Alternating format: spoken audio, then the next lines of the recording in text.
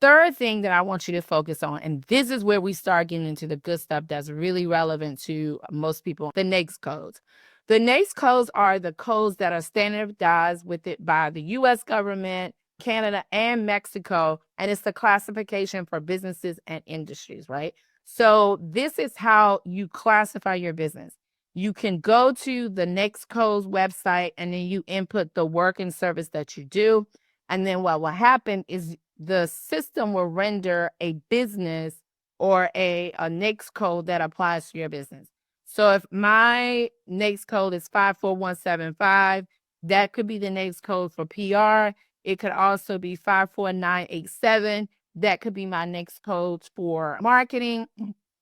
It could be 72937 could be for event planning. So every subject or every business industry has a NAICS code that applies. And this is great because as you start to build out your government contracting process, the NAICS codes will be the foundation of how you get opportunities, how you track spending, who's spending what, who you want to put your time and energy with, who you are not interested in putting your time and energy with, and where to put your major efforts in business as far as marketing, outreach, and networking, which we'll get to later on. So your NAICS codes are the codes that are assigned in your business type. Last time we had a call and I did a session on how to market to the government. That we had a gentleman on the phone who had a stock and investment or retirement planning company. He was like, well, the government doesn't do that. Yes, they do. And I was able to show him how to track those opportunities, where to go to get those opportunities, see who's spending what. And he was blown away. 2 weeks later, what happens? He is actually bidding on his first contract. So I am excited for him, but government buys all kinds of services and you are in the right place to get the knowledge to know where to go next. So now you have your NAICS code set up. What do I do next? So your SAM, your System for Award Management, is the primary database that the government uses for doing business, but just the tracking of federal contracts and grant opportunities. And it is essential. I cannot stress enough that you keep your SAM updated. The government requires you to update your SAM yearly.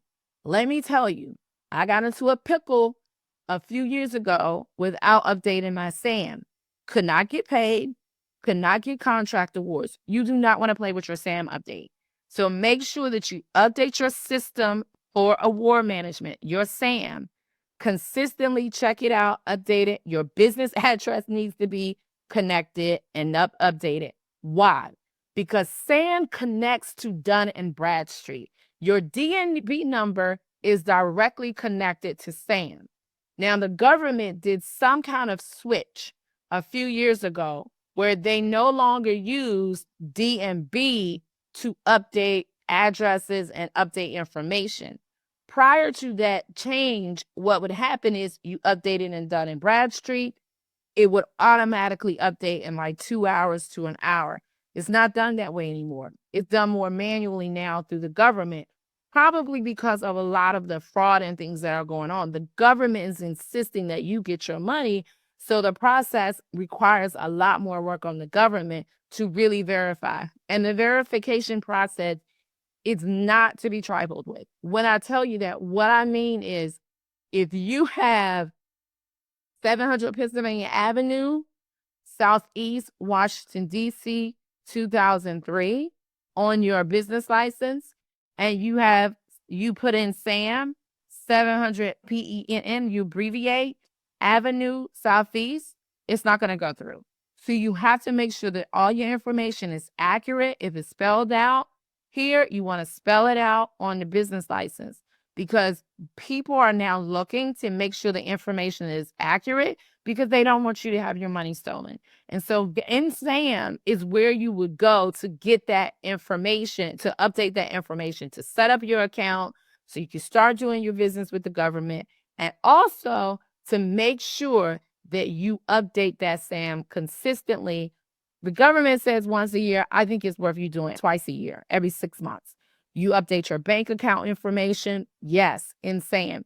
You update your business officers, like contact for people. If it's not me, who is the second and third person they contact?